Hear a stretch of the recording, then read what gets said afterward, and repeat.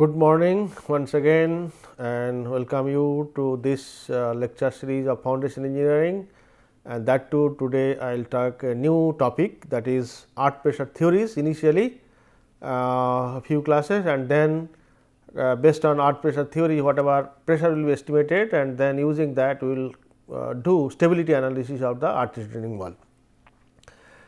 And this art pressure theory is actually why it is necessary, because different types of art retaining wall will be there, and sometime the wall will be, because of the wall condition, the pressure will be different, rigid, flexible, that is one type, and then with friction, without friction, there is another type.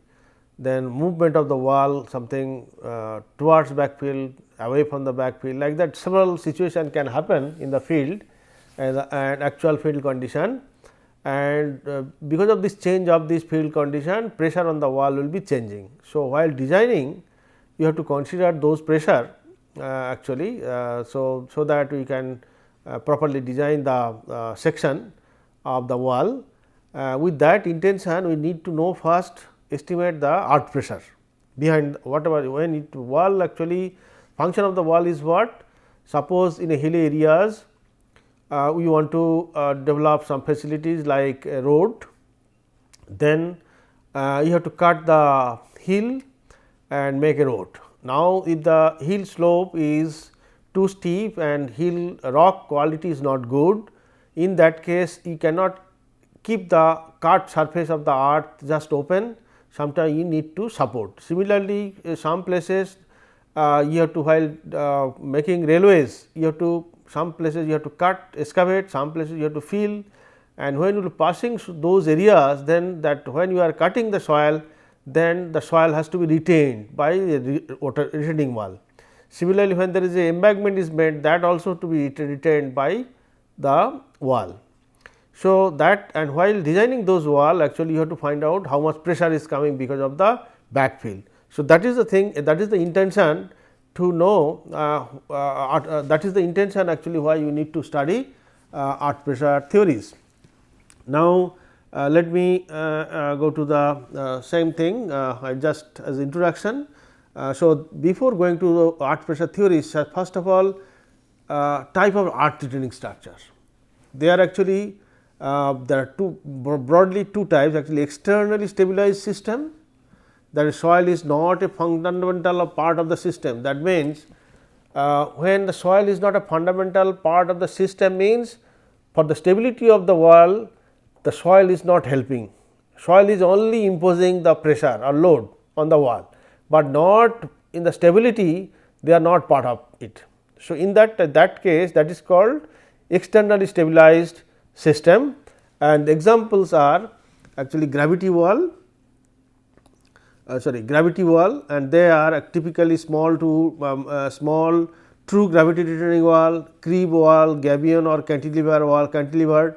So, they are actually gravity wall, and then some of them in situ wall, they are actually either cantilever, breast or tie back, sheet pile wall, shoulder pile, they are actually in situ wall. That means, directly in the sheet type of things we can insert in the ground to retain the soil. So, these are the two externally stabilized. That means, if there is a wall something like this, and soil retained here, soil only giving pressure, nothing else. So, that is called externally stabilized wall, and I will just show you some of the figure here. You can see here that I have mentioned that this is actually one gravity retaining wall, this is the body of the retaining wall, and this is the retained soil, and this is one cantilever retaining wall. You can see that cantilever means what? This is inside the soil in the, up to this, and this portion free to move with respect to this is like a fixed here and it is rotating here. So, that is why it is called cantilever retaining wall, and this is actually typically a gabion wall. You can see gabion is what? That through by using wire mesh you can make a big box like, and in the box, inside the box we can keep a big size rock masses, actually that is they are actually like gravel or boulders filled with those wire mesh, and then we will make a box like things, and these boxes are connected. So, if I put another open, they will also connect here. So, when they are used like this and one after one and stitched, and again one after stitch like that, and then going by behind, then the entire soil, then this entire mass become like wall, and behind that soil can be retained. That is called gabion wall. And this is another type of wall, that is called creep wall. Creep wall actually is like that. Initially, I have put a bar here little above with this raised, and then over that number of them I will put, and again number of them I will put there, like that a nest type of things will form, and this is the one nest type of things. This is the members, and then cross members, and those inside it can be filled up with granular soil, and then entire things will act like a wall, and this side soil can be retained. And they are all little bit, some advantages are there, and is easy to construct, maybe less very economic. So, because of that, this type of wall also particularly in a large volume construction may be used. And another type of in situ wall, actually sheet pile wall, you can see these are the thin sheets and they are interlocked each other. So, this is one piece, this is another piece. So, this will be penetrated, and this will be locked and then penetrated, then this will be again locked to here and will penetrated, like that one after one connected and penetrated, then this will be form a wall, and behind this wall soil or anything can be retained. This side sometimes something water, this time water, soil, many things can be possible. So, these are all different varieties or different categories of retaining or earth retaining wall, and they are function is to retain the soil. And now, while designing, how much pressure behind that our intention to find out. So, next thing is, as I have mentioned, one type of wall is externally stabilized wall. They are actually gravity, cantilever retaining wall, gabion wall, creep wall and all. The next type is internally stabilized wall. Here actually there will be wall like thing will be there, structure will be there, but they are not really wall, they are facing element, and that facing element will be held by something else. And actually what actually in the those on the facing element there will be some reinforcing rod or strip will be connected, and it will be penetrated inside the soil, backfill soil. And when it will be done, then the facing element will have tendency to move upward, and since the facing element connected with the steel rod and strip, and then while it will be pulling out from the soil, then between the soil and the strip or rod there will friction will develop. So, that because of that friction ultimately this rod will not come out, and facing element will be there remain in the position. So, that is the way if you construct the retaining wall, that is called internally stabilized system, and sometimes it is called reinforced earth wall. And so, you can see this is the example, they are actually facing element, these are the facing element, this is facing element, this is facing element. Each facing element there are some strips or rod are connected, and they are inside the soil mass. When this will try to move this side, and then there will frictional force will develop in this direction between the soil and rod, and this is the way the soil also in the part of the stability of the wall. So, because of that it is called internally stabilized system. Okay. So, this is actually example is reinforced earth soil, reinforced earth or soil nailing, both actually soil nailing also can be done. Soil nailing is something like this. So, like that we can penetrate, and some of failure surface is something like that. So, nail should be penetrated inside the stable zone, so that when you try to move, then it will have friction actually here, and it will finally help to retain in the position. So, this is one type of retaining wall. Now, as I have already mentioned that why study earth pressure, this is the reason is that design of foundation wall, that means you have to basement, safe excavation during construction, and design of earth retaining wall. So, there are several application, the design of foundation wall in the basement. So, there actually basement wall will have pressure, there actually you have to pressure calculate. then safe excavation during its construction. That means, when you excavate, then how much depth you can do without support, etc. That is also coming from this, and also design of the retaining earth structure. When the excavation is too high, then it will not be you will not be able to unsupported. It cannot be done unsupported. So, when you put support, then that on that support how much pressure will come, and you have to, and based on that you have to design. So, that is the reason. And now, why earth, then earth pressure type. Now, what are the different types of earth pressure? As I have told you, that depending upon type of soil type, wall type, the movement type, the pressure will change.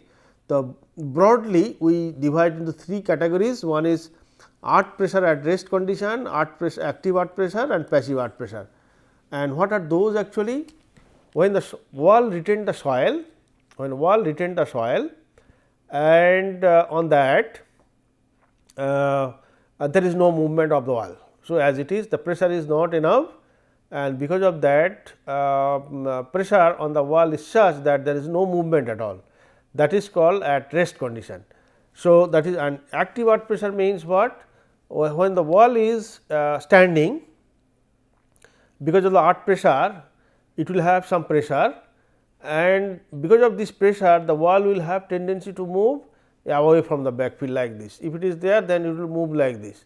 When it moves like this, then when it moves like this, obviously whatever before movement, whatever pressure was there, if the wall moves away from the backfill, obviously there will be pressure release, that means pressure will be reduced, and when it movement will be, there will be some limiting movement up to some which that with the movement of the wall, the value will be decrease, and finally it will reach to a minimum value, and beyond that it will fail. So, that minimum value what will reach, that is called earth pressure at active condition. So, that is another condition, that means when wall moves away from the backfill. Similarly, when the wall moves towards the backfill, that is a condition, because of several reason the wall can be moved towards the backfill, and when it moves towards the backfill, obviously when there is no movement, whatever pressure was there, then now with movement the pressure will be increasing slowly, and when movement, little movement, the little increase, then further movement, then further increase, then further movement, then further increase, like that it will reach to a maximum value, and if you move further, then soil will fail. So, that is actually before failure, whatever maximum value it is, that is called earth pressure at passive condition. So, that is the three condition we generally three type of earth pressure we consider, and these three type of earth pressure, and you can see here that wall movement required to achieve full active or full passive, and with the movement of the wall and the active and passive case, with this diagram it is shown. You can see active earth pressure at rest means there is no wall movement, this is the wall actually, and this is the movement, that is active condition. To achieve the full active condition, the wall movement this much is required, that is actually what, 0.005 times h. That means, to achieve full active condition, movement required is 0.005 h, where h is the height of the wall. Whereas, to achieve full passive condition, the wall movement required actually 1/10 of that, 0.005 h, actually 10 times actually, in fact 10 times, that is 0.05 h, where h is the thickness, height of the wall. So, here actually for wall movement required to reach active pressure, actually for different types of soil, it is given dense sand actually 0.00 h, this is 0.005 is the maximum, and loose sand actually it is 0.004 h, steep clay 0.010 h, soft clay 0.02 h. So, it can go up to 0.005, but these are the different types of soil, the movement required to achieve full active case.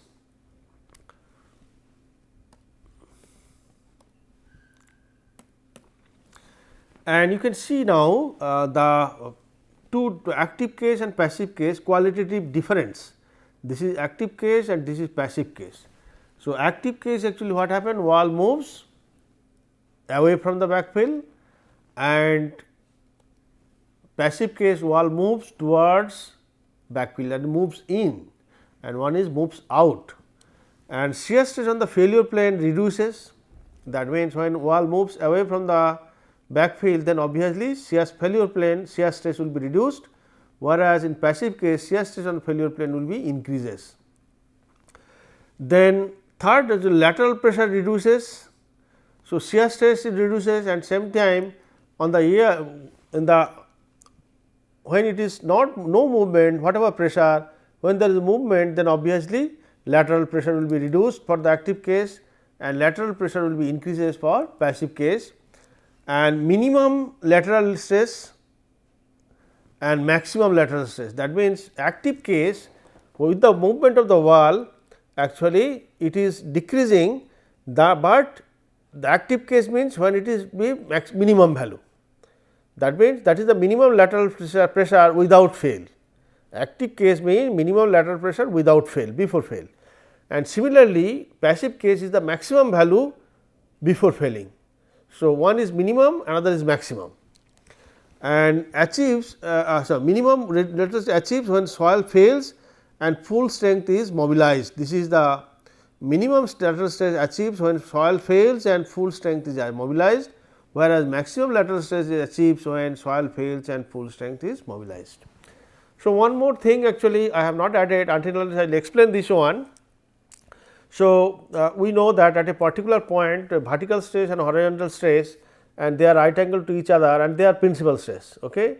So, vertical stress in the normal case vertical stress will be more than the lateral stress. So, because of that in vertical stress will be principal stress and horizontal stress will be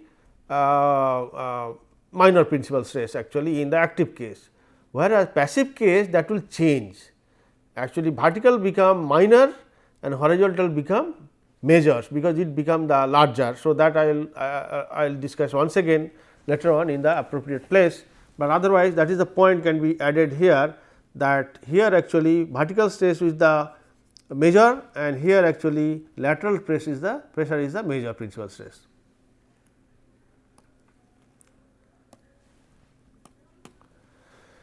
And you can see here this is the one lateral pressure at rest assumption, rigid wall and unyielding wall, frictionless, rigid. So, this wall is rigid, unyielding, that means neither move this way not that way, and frictionless. If this is the case, then K naught actually, that means if it is sigma v dash here, then sigma h will be dash will be K naught times K v sigma v dash, and value of K naught actually ratio of sigma h by sigma v, and for this actually there are theories available by which you can find out K naught condition. The approximate value of earth pressure coefficient is 1 minus sin phi dash, and so if it is phi is 30 degrees, then 1 minus sin 30, that means whatever value is come. Okay. So, this is at rest condition.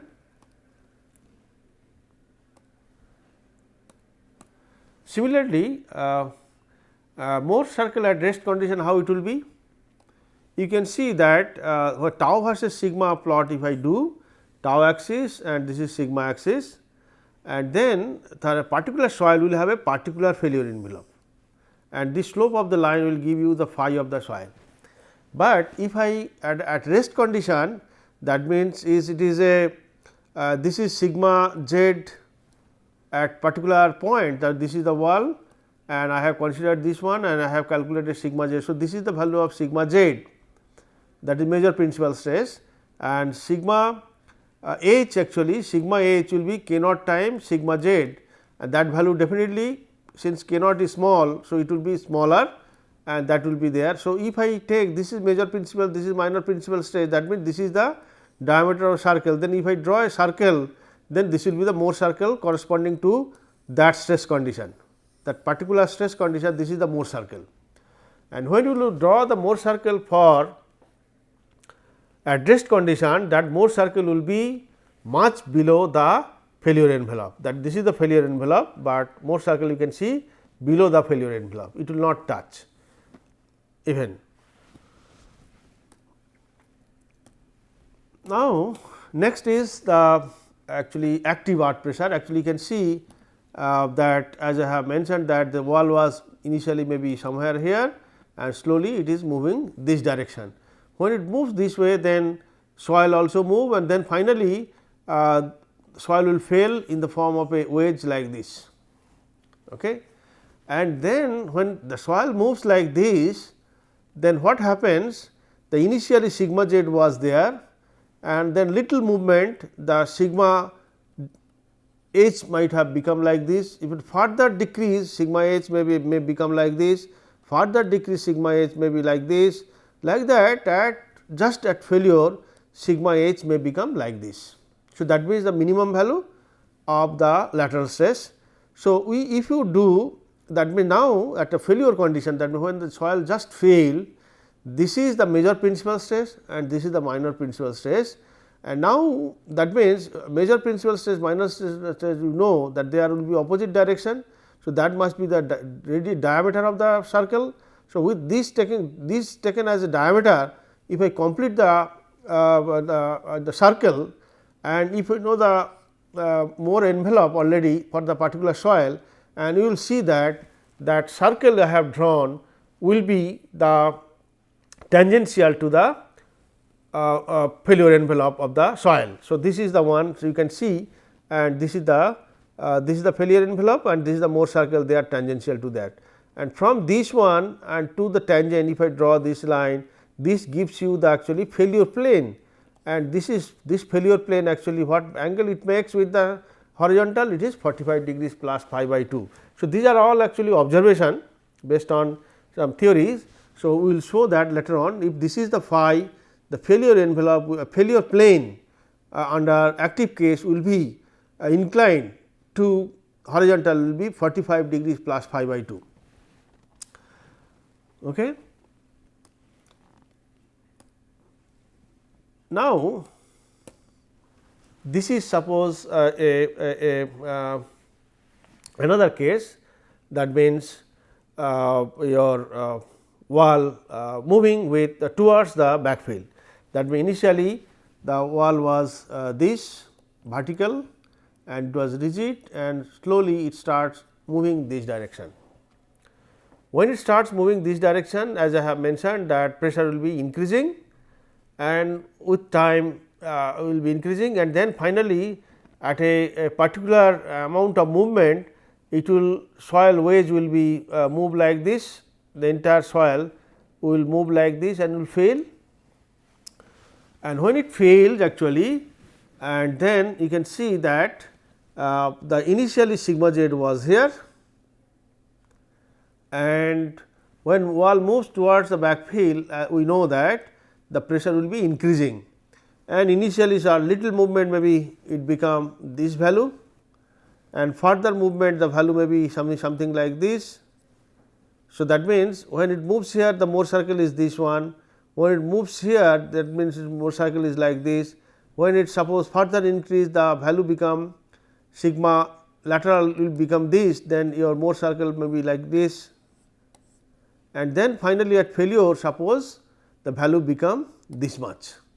Then this is the minor principal stress and this is the major principal. So, that what I have mentioned at the beginning, that during active earth pressure that your vertical stress is the major principal stress and lateral stress is the minor principal stress, whereas in passive case your vertical stress is minor principal stress and lateral stress is equal to major principal stress. So, that is the thing. So, this is minor and this is major. So, then we know that this is nothing but the diameter of the Mohr circle. So, if I complete the Mohr circle now, this is the Mohr circle, and if you see that finally that Mohr circle become tangential to the envelope.